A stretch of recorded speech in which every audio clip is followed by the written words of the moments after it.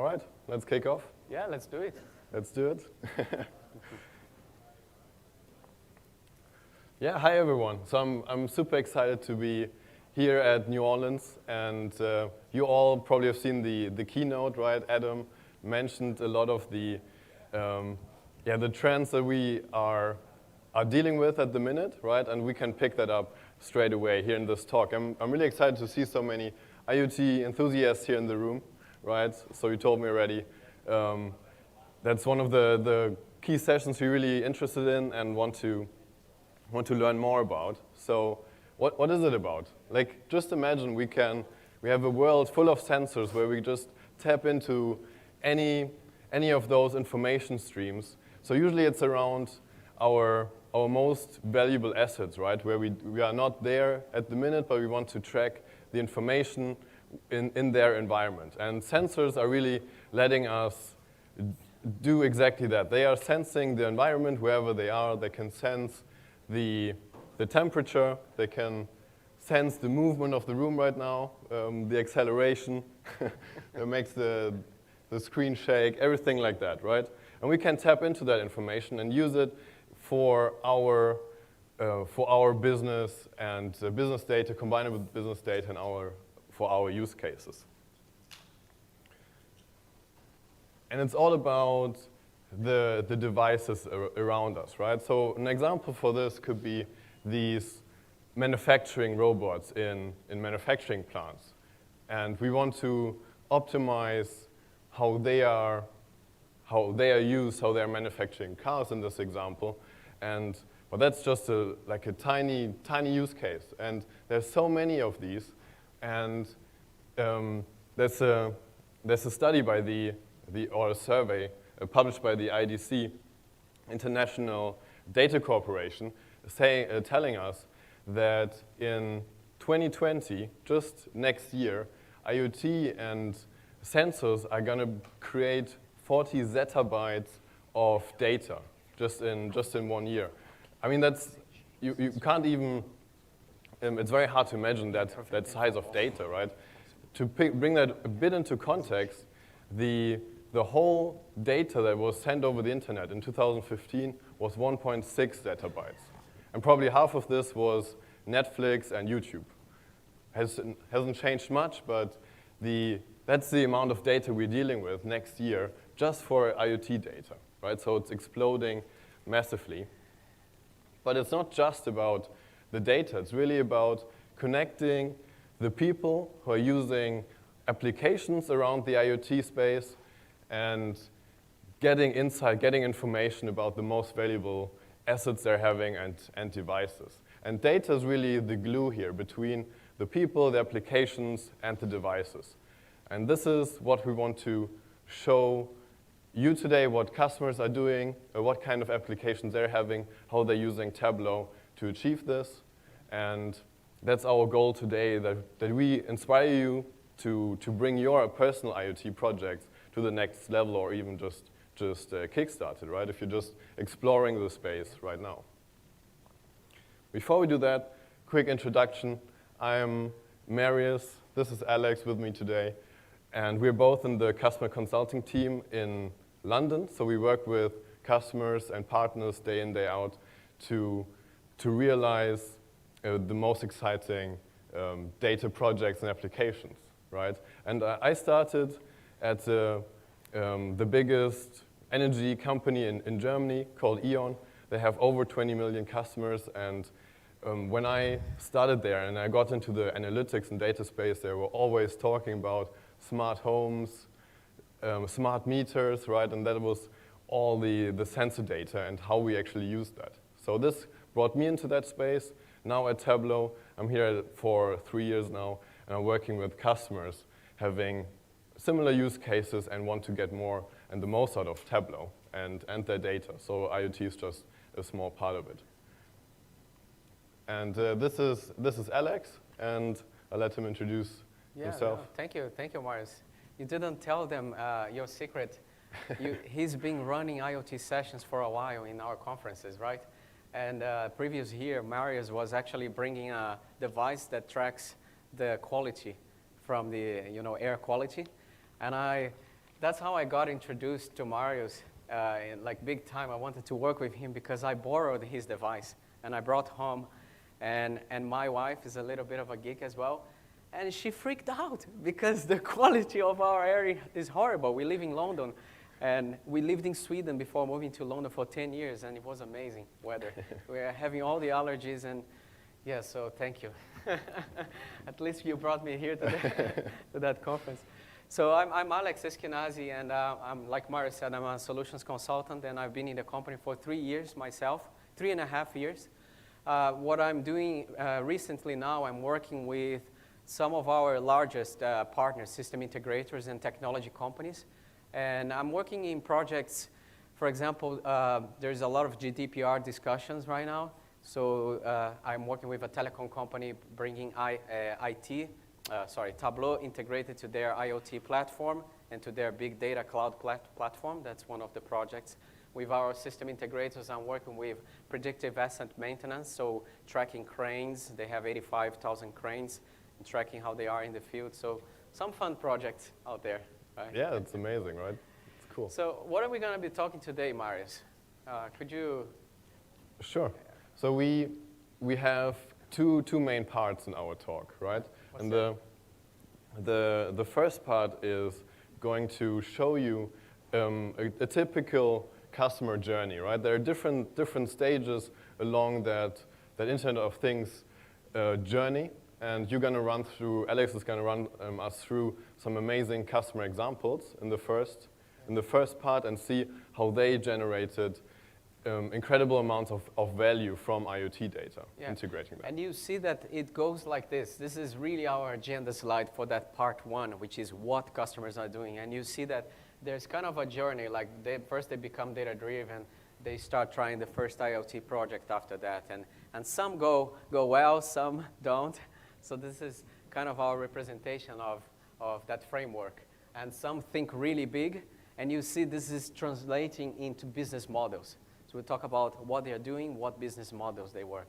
And then the second part, you're going to be showing how, right? How they do it. Exactly. So if you make a good job in the first part, you're going to be super excited and want to get started or want to explore further IoT projects. And then we're going to show you how to actually get started, how to build an IoT platform.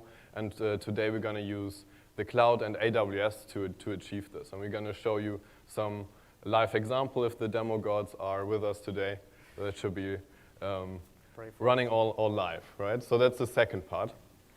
If you guys have any questions as we go, by the way, we ask you to write them down or think about it, and we'll have time in the end, right? Yeah, absolutely. Yeah, and this is being recorded as well. Cool. Alex.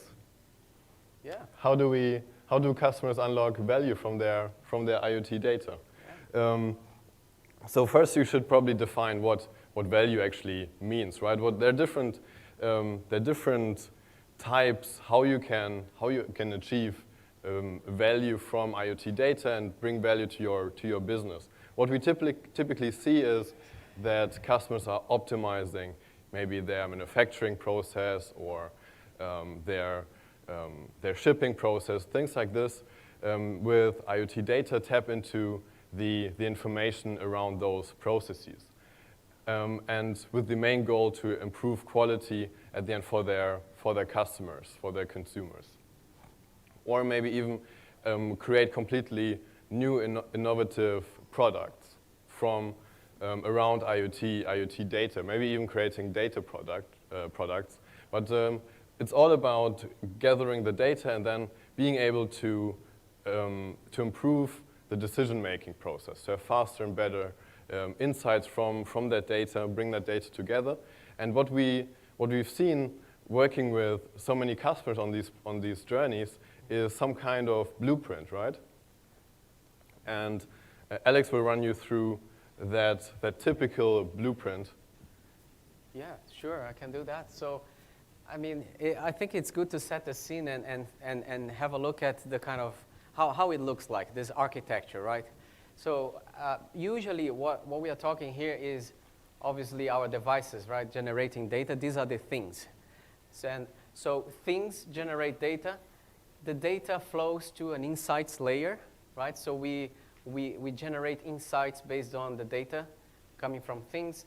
And this is the key thing we are looking for. We are trying to make actions with this data.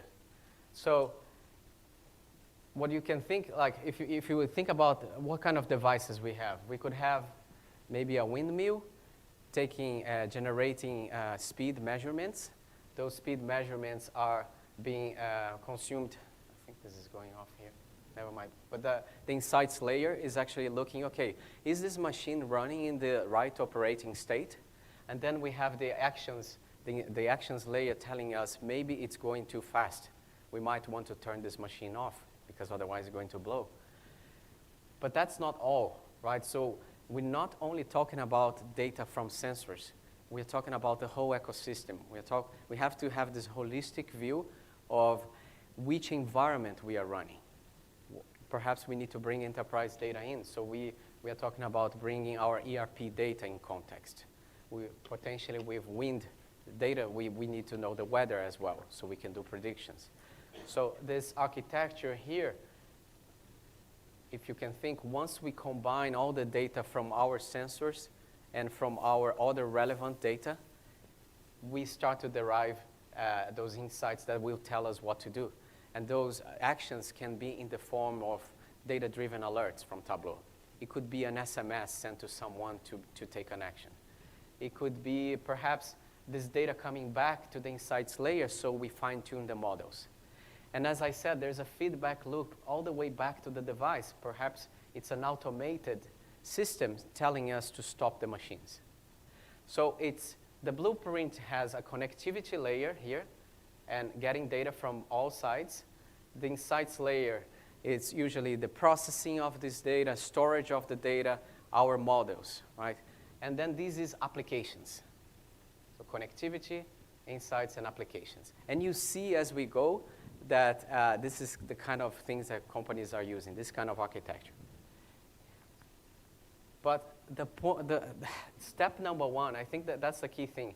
That graph, the blueprint, looks awesome for us because we are all geeks. We love technology. But we shouldn't try to run before we can really walk. So being data-driven is really the step number one. We've noticed a lot of companies trying to implement IoT initiatives. They bring perhaps a new CTO, which has worked before with IoT, and they say, yeah, let's run this project. It's easy, yeah, it's straightforward. But we need to think about the key people running the business. The key executives, obviously they have those key metrics that they are tracking. And there are the operations people actually, working around that metric. So step number one is really getting the executive buy-in and buy-in from all the stakeholders in this process, getting those key metrics here, the data we need to track, and really start tracking. So we talk about dashboards potentially to track those metrics. We talk about identifying some inefficiencies here and there just by describing how the business operates and modeling it properly. And we can do some tweaks here and there, and we easily improve the operations by 10, 20%. And that can be huge in a manufacturing scenario, for example. Once we do that, once we become data-driven, then we are ready to start implementing IoT data, which usually means getting more of the same data, but at incredible speeds. That allows us to do automation. So previously, potentially there was a batch job. We would get data overnight. Now we are getting this data in a higher frequency. And we can generate those alerts and take actions as we see fit right now. So let me give you an example of a company that we worked that went through this journey. So it's in car manufacturing. And this is a representative picture of how they work there. So this is the assembly line, and we have all these robots obviously generating all this data, but they weren't really using that at that stage. If you can imagine in car manufacturing, and actually most companies that take products to the market, the key metric they are looking is defects. We want to do everything that we can to prevent defects happening in the field, because it can cost a lot of money. So in this case, we had our executives going to a room every week and really actually looking at this bar, this one number saying, okay, well, now we have this much defects. And they were yelling at each other how many defects we had the week before. So as you can imagine, this culture forces managers to act on what they think, not really on what they know. So the first step was really to getting them into a situation that they can track over time how these defects are working, how these defects are happening. So the first use case we attacked was defect root cause analysis. And if you can think the way it works with those manufacturers, they take a new model, a new car model every 6 years to the market, and they have a facelift after 3 years to try to sell more of the same car, right? And I'll show you how they actually improve the operations with Tableau. So let's go there. So this is the kind of dashboard that we created for them. So imagine, again, this, in the end, this graph at the bottom is the key figure they are looking for. They are looking for lowering the number of defects they find in the field, and they have a comparison between the previous car and the current car. And this view here gives them an idea of where the defects are happening in the assembly line. So here's where the robots are operating. This is what we can actually impact in the bottom line and try to reduce the number of defects. When they finish, the robots finish, the car comes to the final quality inspections area. And these are humans. So we can't really automate the humans very much, but we can potentially maybe train the humans better or allocate the right humans to the right tasks. So, and also they like this because it's way cooler, right, than looking at a static number from traditional BI. They can see how many defects right there at the car. They can compare with the old model and the new model. And they can see, well, okay, well, we have a lot of problems here in this headlight. So we can drill down and see what kind of problems we are having. It's the flushness, headlight, protrusion. I don't even know how to pronounce that. But so they can go and click there, and they see exactly where it's happening. A lot of defects in this area. So then they can go and tweak the robot. So they started with this. They took some actions, improved, and you can imagine, oops, the screen went down. It's all right. Come back. As you can imagine, if you lower by half an hour the time it takes to produce a car, in the end of a year, this can translate in millions for them. Right? Unscheduled maintenance in manufacturing is the worst scenario. We want to have everything scheduled. So then they proceeded, and what they did next, now they understand the business, they are tracking the key metrics, they know where they are fixing. They started adding IoT sensors because those robots were already there, and they were able to send signals, and now, okay, this machine here may fail, so we might take a preventive action from there. The other use case we worked with them was at the assembly finish line. So as I told you, the car ends up, the robots send the car to that area, and so we have humans here in the final quality checkpoint. And as you can see from the picture on the left, it is a mess, right? There are a lot of cars coming all the time, and it's a highly skilled job. So they take the first checks, then we bring the cars to the roller bench area, and we do the electrical checks. We do the emissions test, which weren't very successful, as you know. Then we take the cars here to go on a 360 around. Right, the car is on wheels. We go and bring them around. And every time there is a problem, we bring those cars out of that line and fix it. So this dashboard is helping us to predict, based on the past performance of the workers, how long time it will take to fix everything. So, and here we see that there are a lot of very small defects happening, but combined together, they would take 43 hours on that particular moment. And then they can see exactly, again, what are the most defects happening. And what they do now with the side panel, so most defects are going to side panel, so they know that Mr. Jason, so they drill down now and see the humans working behind those problems. And they see that Jason is actually 12 minutes slower than the average. So either he's working too hard, he's getting too much work, maybe he's not properly trained, and why not bring maybe Mr. Torre, which is also getting a lot of work, but it's much faster than the average. So this way they were able to reallocate the workforce and increase really the productivity, and it became a more pleasant environment. And that's super valuable, right? Then increasing that and optimizing the manufacturing process in that way and being really data-driven and using data to achieve that, right? Yeah, exactly. So let's switch back here. So that was our case for car manufacturing. Oh, sorry about that. So let's move on. So this is becoming data-driven. Now we are thinking, okay, well, we know who are the key executives, who are the key people behind the metric. We know the key metrics. The next step is introducing those sensors. And I will be showing now an example of another company we worked, which is really going to that next level of using the sensors to optimize the process, right, in an IoT fashion. So in this case, it was a railway company that we worked. And as you can imagine in this business, these companies manage huge, very long, very large space, right? Those railways cover a huge area. And what they do today, they track the position of each of these tracks, and they know the exact position by design. So there's a threshold. And in every part of the globe, there is a lot of seismic activity. So some areas are much worse than others, right? So what they want is to really make sure that it won't cause an accident, right? It's not deviating too much from the threshold.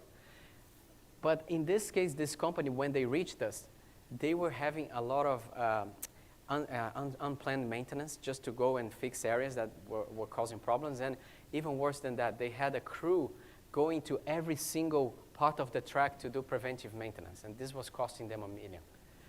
So let me show you here the kind of dashboard that we created with them using the sensors. Like this, right? Yeah. So in this case, we are looking at the quality of the tracks. And this is a helicopter view of those railway lines from above. And we are looking at one particular sector of 10 kilometers. I'm sorry, I don't know how to describe in miles, but yeah, this was in Europe. So 10 kilometers here. And this color here is telling us what to look for. Where are the problem sectors? Rather than sending everyone to every single sector, we go to sector 72, which is where the higher deviations are happening.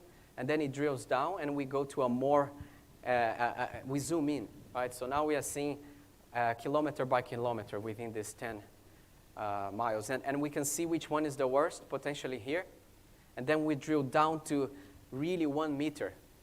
And this is the key thing they are interested. So in 2015, Q2, they had this much deviations here. And they were already sending a crew to fix those areas. And now, as you can see, there's much less deviations in here. That's what they are looking for. So now they don't send people to all locations, right? They send only where they need to go. And it's saving them millions. Right, so let's go back here.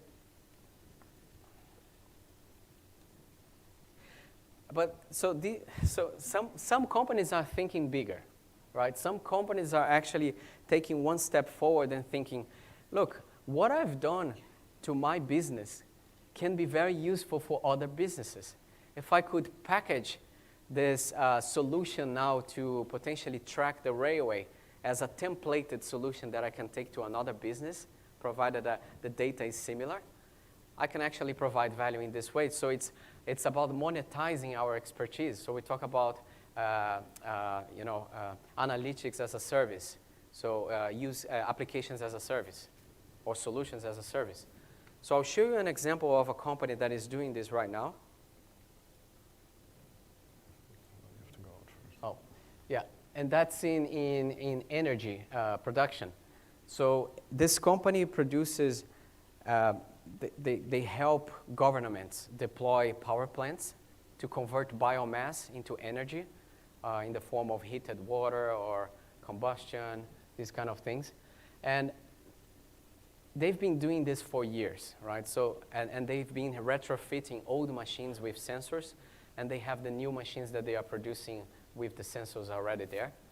And so the whole point here is actually, instead of having localized people to do the maintenance for their customers, right? Because it's a very, very highly skilled job. This data can go to the cloud, and they can have the top experts centralized in one location, providing service and maybe contacting a local worker in the factory. And it also helps companies running, like the governments and the companies behind those power plants actually operating them, to have an understanding what's happening with the machines. Are they operating in the right state? Can you put it back for me? So let's have a look at this, right? Yeah, it's one more. Right, so the company in question here is Vinke, and what they created is what they call the Vinke cockpit. And that's what their customers are getting, and this is the view that they also receive. And if I go to one of the use cases, the combustion analysis, so this is looking at a particular machine that works on this combustion, and what they are looking for is to make sure that the machines operate in a particular state. So you see how much fuel is flowing and how much power is producing. Right, so this is all good, but there are moments in time that the machine doesn't operate right. And if I'll show you now what we are looking to do now, since there was an announcement, and this is now going live very soon, we will be using that density feature instead. Yeah. So they have this version already in beta, but soon they will be able to take in production. So really, we know that the machine is mostly of the time operating in the right state. So what about those exceedances? Are they dangerous? Do we need to be careful with that? So then we have another drill down kind of dashboard that looks at the statistics of our operating state of the machine.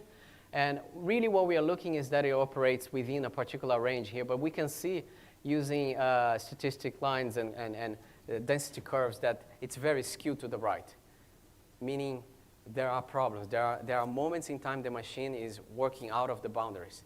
So they can actually go and drill down to those moments and see the details, what happened and when it happened and what measurements we got. And this is the kind of thing that the more senior people can use to actually guide some less experienced local worker to fix the problems. And that's the thing with IoT data, right? You have always so much data and very granular data, and things like aggregating that up, finding the right statistics, and as well those heat maps to really show you the hot area where most of these values are that are streaming in is super powerful, right? That's super valuable. And packaging this into a solution, right, that can be reused with several customers. So Vinke obviously has a view of all their customers in one place. So some companies are taking this one step further, thinking even bigger, right? So here is actually the same company, Vinke, presenting that same solution in a Siemens conference because they partner with Siemens. Siemens is actually thinking way bigger. Siemens is creating what we call the industrial IoT platforms. So Vinke is using their IoT platform to connect to bring those sensors in, either their own sensors or any industry standard sensor, bringing that data up to the Siemens cloud. And the Siemens cloud provides all the toolkits for companies like Vinke to create those actionable applications, if you remember, right? So this is what the blueprint, again, happening here. So we have the connectivity layer, the insights layer with all the developer toolkits and all the tools we need to, on one hand, manage those machines, the security of the machines, but also building those applications.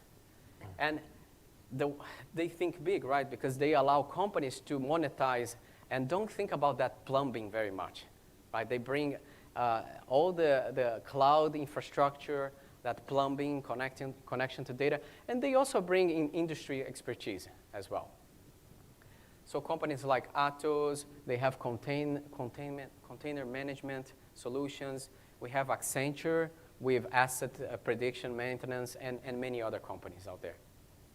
And the way that Siemens MindSphere works is, this is the part of that middleware layer. They have all these things I told you. So how to manage our sensors, which users can use this machine, how to manage our fleet of machines in different plants, and obviously how to create applications. So how do we explore this data? And for that, they partnered with us. We created a solution that is tightly integrated. Data flows from sensor, and it's very easy for a developer to create applications with Tableau embedded on their applications, providing the data in. So that's Siemens really thinking really, really big, right? So, I mean, we realized that not all companies would be interested in all these different models. So just to gauge here the pulse of the audience, who thinks they are still in this stage, like trying to just get the executives, get the business more data-driven? Raise your hand. Maybe half of us here. So who is actually trying the first, second? Yeah, okay, one person is, okay, maybe, yeah. That's great. Yeah, that's actually interesting, yeah. A lot of people actually trying their first IoT project. Is anyone creating those applications to be sold as a service? Yeah, there we have one. Interesting. Two already. We'd love to hear about, yeah, one down there as well. Is anyone working for the platform place?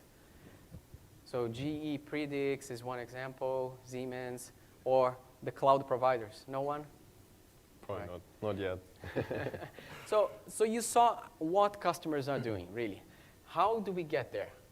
Can you actually tell us? Yeah, that's the big question, right? So that is the journey, but I want to show you as well how we get started with this, right? So there are different routes that you can take to start that journey, right?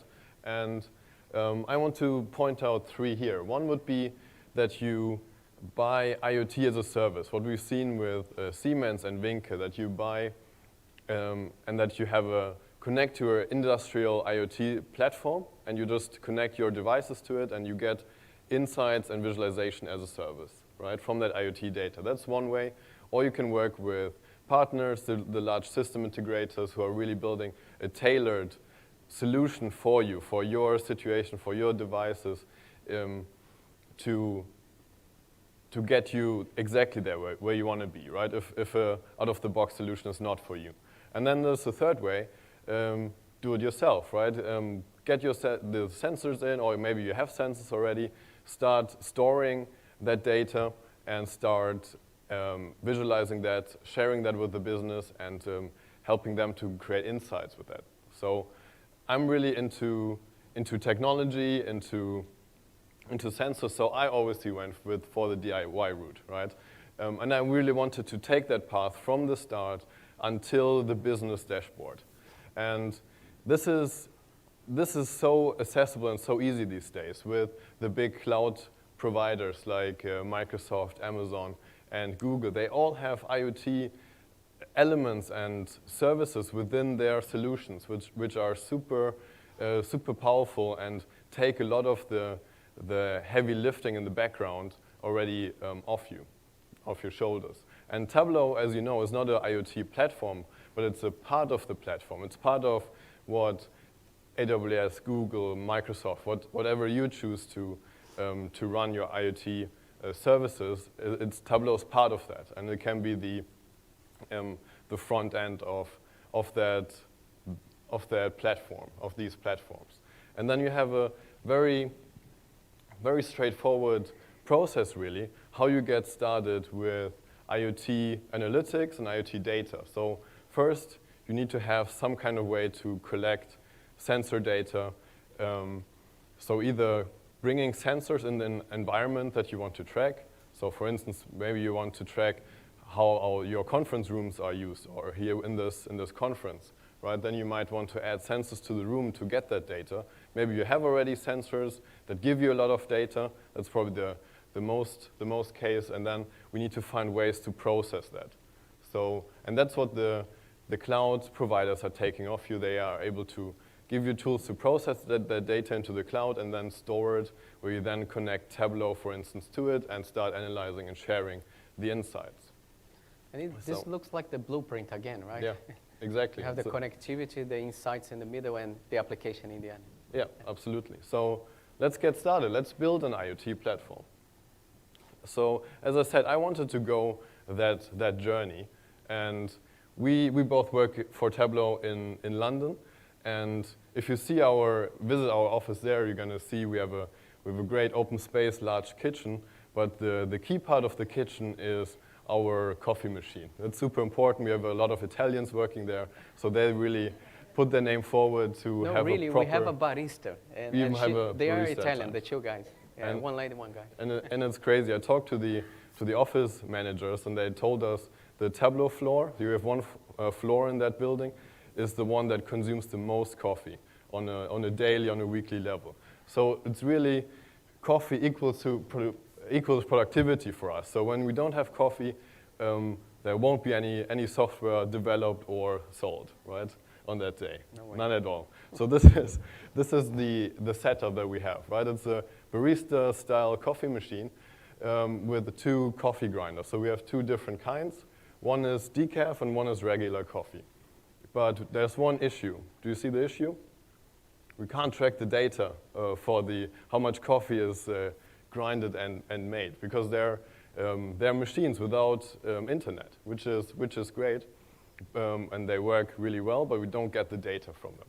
So that was my project, or our project, to realize that, right? So we wanted to we thought about that project, right? We wanted to know how much coffee is consumed. We want to build a way that our office managers are able to track when and where the most coffee is consumed. So these are the main KPIs we want to track, and then bring that data together, build dashboards, and share that within the company. And I can show you the result in a second. So, but the first step is what kind of sensor is the best for this challenge. So I found a really great open source version of a sensor called RuvyTag, and that is a little sensor. I have it here actually, and this sensor is able to track acceleration, right? So that's very important for the coffee machines, and on top of that it tracks temperature, humidity as well on top of that, and we're able to leverage that data. So what have we done? We put one of those sensors, we have 2 of those, on the coffee grinders, right? So whenever someone grinds coffee, we can track the acceleration of those sensors that is sent into AWS, and we can then analyze. That was our goal. And those sensors are very, very light, very durable, but they don't have Wi-Fi. So how does it work?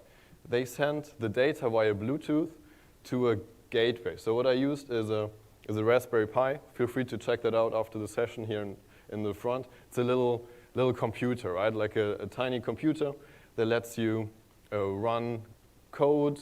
It has an operating system, and that has internet access. So it can track the data, collect the data from the sensors, and then send it on to the cloud, and where we then are able to analyze that. So the whole process, that data flow looks like this. We have the coffee grinders with the sensors. Then we process that data with our Raspberry Pi, with the little computer. We send that to AWS. AWS Core is the processor. And then we store the data in Amazon S3. And from there, it's very easy for us to analyze, to visualize the data with Tableau, with the Amazon Athena connector, right? So the brain, the insights layer, if you want, is AWS IoT Core in this example. So that lets us send the data to the cloud. It processes the data, and we can act on that data as well. So let me show you how that works. So I want to show you the whole workflow now, if the demo gods are with us, right? So let's actually, I can show you how the Raspberry Pi looks right now. This one.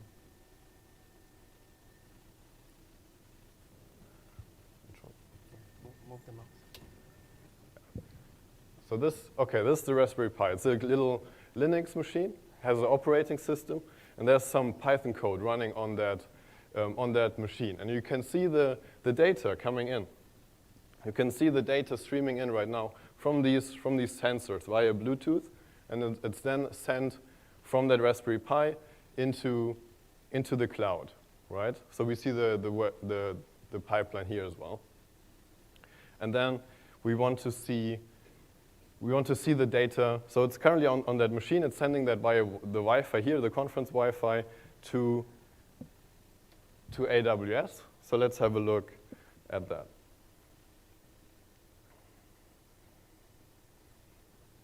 Okay, so we go to the browser, we go to the AWS management console. Let's make this a little bit bigger.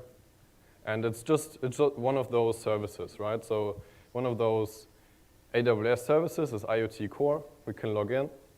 And this lets you manage all your devices. It lets you build security around it and manages the security around it. And let's test this. So if this is working now, we can listen to the topic. So the Raspberry Pi is sending data onto a particular topic, like a Twitter hashtag kind of. This is now a wildcard, and we can actually see the data now streaming in, right? It's it's streaming into AWS now, and so we see the two different sensors and the acceleration values over here. And from here on, we can then say, how do we want to use that data? How do we want to act with that data? So I have a certain rule set up here, which lets me select the data that I want. So we have the sensor ID, the timestamp, the temperature, for instance, and then we collect the data, stream that further into Kinesis, and from there, we can then say where we want to store the data. So then it's stored into S3. It's just the raw JSON files. And from there on, we can already analyze it. So this part is the insights layer with the rules engine, right? So you're creating rules on what do you want to do with the data? Yeah, exactly. So we see the data coming in. And now we have a little, to show you that this is actually working, this is live, we have a little competition now. Ooh. If I can just type in the hashtag again and run.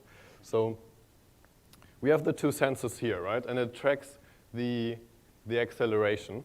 So I need two volunteers right now. You can win an employee Tableau T-shirt for TC18.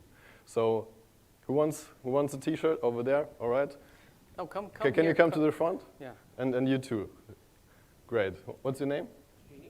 Shini. Nice to meet you. Here's your sensor. You got the blue one, and here the white and orange one. And now give it a proper shake. Shake it as fast as much as you can. Can we have audio? Can we have audio, please? Yeah. Wait. Okay, we don't get. Just think about outcast at that time. Give it a proper shake. Come on. Work hard, guys. Very good, very good. So it's about a Tableau T-shirt, right? So that looks good, though. That looks good. There we go. Yeah, that's good. More. And the data that you're producing right now, that is streamed into AWS. Woo! Well done. Round of applause for those guys. Amazing. Wait, let's see who wins. Let's see. Yeah, exactly. So now we can connect to that data. On the different. All right, so now we connect to that data. It's live. And so this is using the Amazon Athena connector right now. It's live, and we just have to refresh the data. So this is already the data from before when we set up the conference or the session. And let's bring in the fresh data now that you guys produce, right? So we have the blue sensor over here. Oh, that's a very close race over here. Ooh, that's very impressive, very impressive. But I think... Can you zoom in a little bit? Somehow? The other. You So give that's- up? The other chart, the bar chart. Managed to decaf now.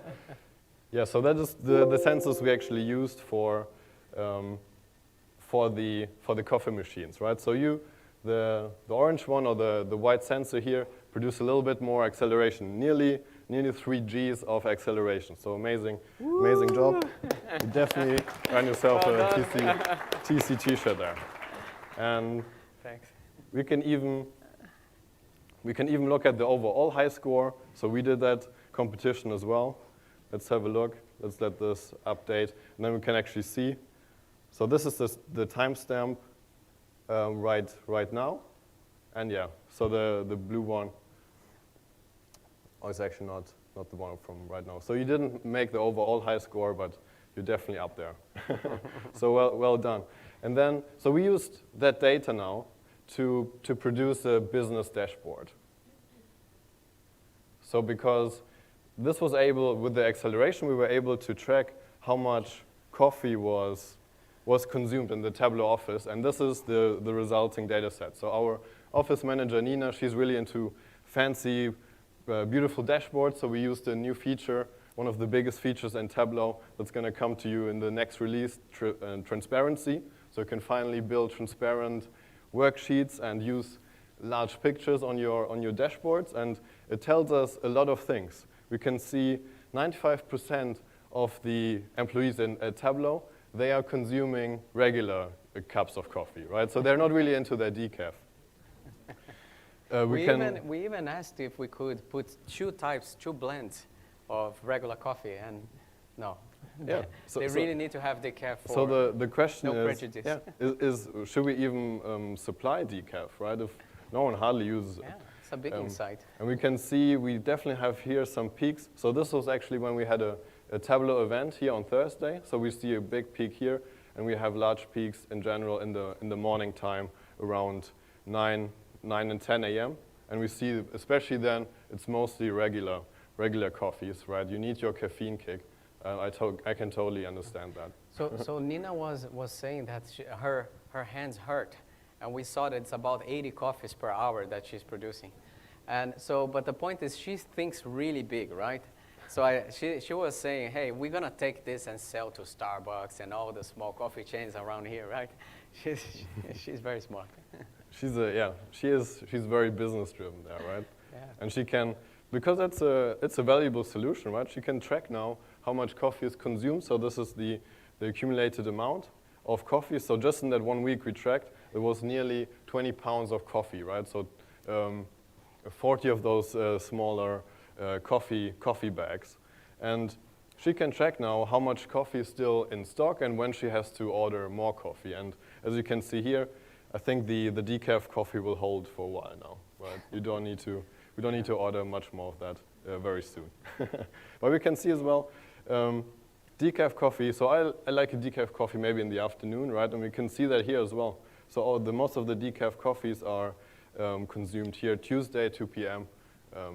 Maybe then you don't want to have your massive caffeine kick, right? Maybe. Cool.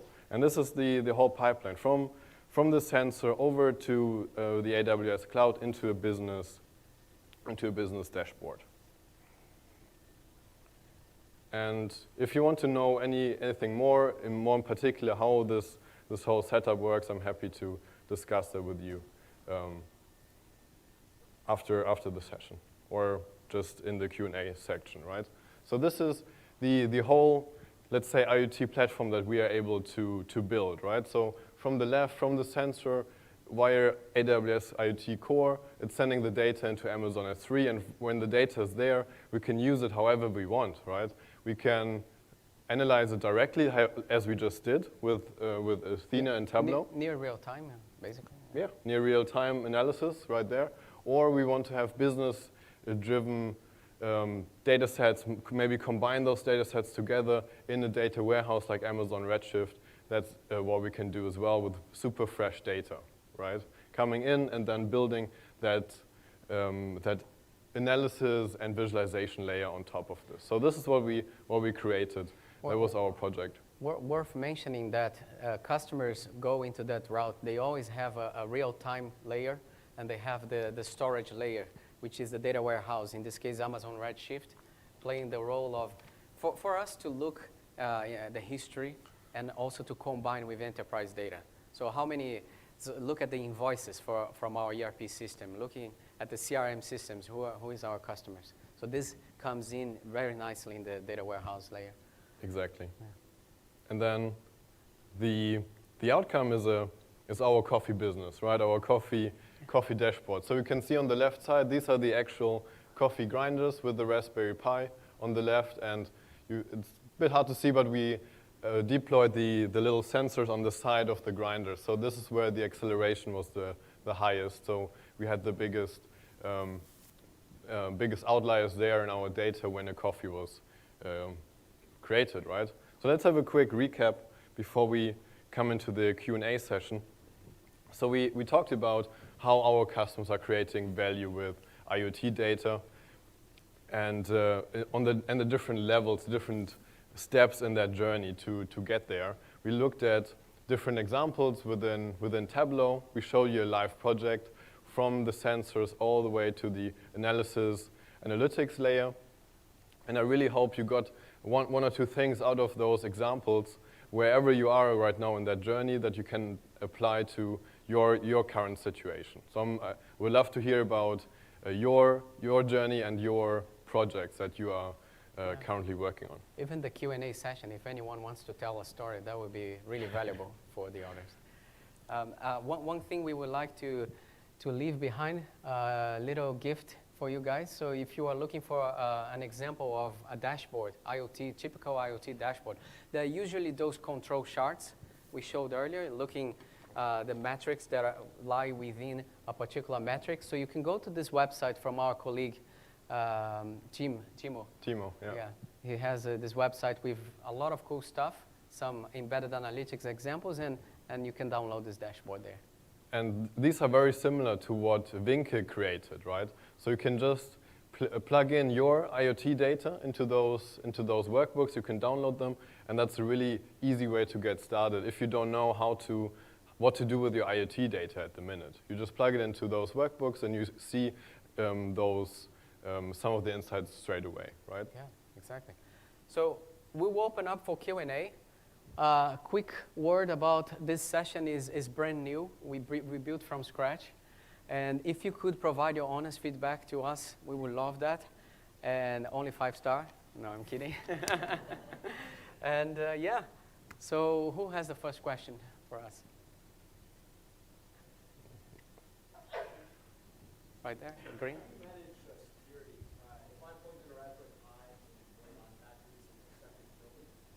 Go about having that conversation, because I know it's not as scary as it seems. Like, how do you talk through it? How do you ensure it's secure? I know when you're running on AWS platform, we do automatic firmware updates and such things, correct? Yeah.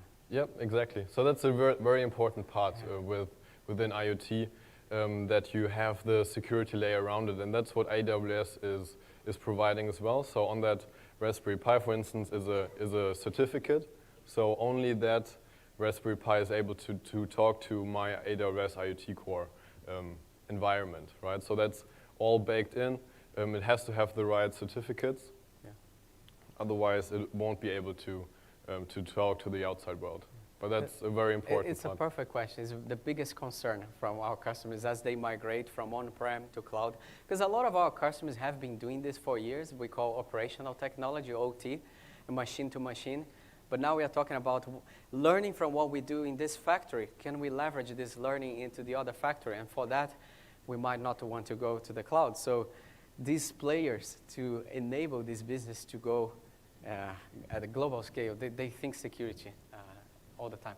We just didn't include this in our session. It's a little bit out of topic, but it's very important. Very yeah. important.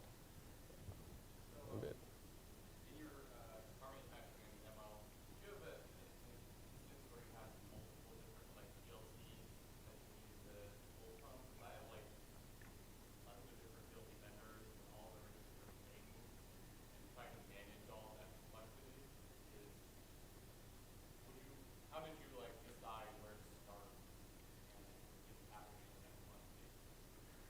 So just to quickly reiterate the question for the recording as well. So the question was around the car manufacturing demo. If you had several POCs, and how would you get started with a similar project? Yeah, no, I like this question as well, because again, it's the first step really. It's getting data driven. What is the key metric? What's that metric that everybody lives and breathes, and it's tracked from the floor to all the way to the executive board. So I think that the decision becomes very easy if we are already tracking that metric, we are already trying to optimize, and we think, is IoT providing us an opportunity to optimize that metric even further? So that's what we're going to prioritize and try first. IoT will present us with a lot of opportunities, and we will want to solve question after question after question, and there will be a lot of the questions that, the problems that we are solving that don't really work, so we have to dump those POCs. But if we have the executive buy-in, and also the buy-in from everyone behind that key metric, that's when we get the success. And they are more willing to cooperate, because we won't be able to do that as a technologist alone. This is a play with the experts in the machines, with people running the factory. We really need the buy-in from everyone. So IoT is not a one-year project. It's a multi-year journey. And we will do these pockets of applications until we get to a point that we have all these applications that we can call this IoT solution. That's what we've seen, at least. Yep, great question. In the front? So when you're using the Amazon Data Chapter, Yeah. you run into issues where certain data is multiple buckets. Do you have to, like, is that like connecting to different databases at each bucket, or is it all in the same AWS account and you can connect it freely? Like, can you talk to me about like some of the, also if there's any limitations with Athena and the size of your data? Is that going to be, like, what's the speed on that like? Yeah. No, that's a really good question. So, or to reiterate, so the question was around AWS Athena. Are there any limitations to the connector? Anything to bear in mind? How's the performance? Can you connect over several buckets? And so we only used one Amazon account, right? The data can sit in several buckets, so that's not an issue. And you can store and you can, within those buckets, the several folders and files you can all bring in all together. But so what you have to bear in mind with Athena is that you pay per query, right? So every query that you execute is, you have to pay for depending on the data volume that you query. But what I've seen so far is that the performance is really, really good, especially if you store the data in a file format that is made for analytics. So something like Parquet, for instance. So that's what I've done for the business dashboard as well. So because JSON files, CSV files, they're not as performant to query, but Parquet is a format that is then columnar stored and is really, really fast on millions of data rows. So what I would recommend is having Athena as part of that proof of concept phase, maybe, or for data exploration for a particular phase, but then... Or the real-time use cases. Or the real-time use cases, exactly. And then if that data is valuable to you, you see the value, then maybe move it to something like a Redshift or Aurora database, right? That's more, where you have more control over the performance, over the scalability, and how you store the data. That's what I would recommend. So it's really taken care, complementing this, by the rules engine that we discussed. Yeah. So as data flows in, Kinesis is streaming, and we look at the streams coming, and we decide how often we want to get data out of that stream. We store in the data lake, that's S3. Use another rule to convert and create that image in Parquet, which is highly compressed. And from that point on, Redshift, with Redshift Spectre in particular, can query Parquet files. So it's an abstraction layer. We connect to Redshift in Tableau, but Redshift talks Parquet directly in the data lake, directly in S3.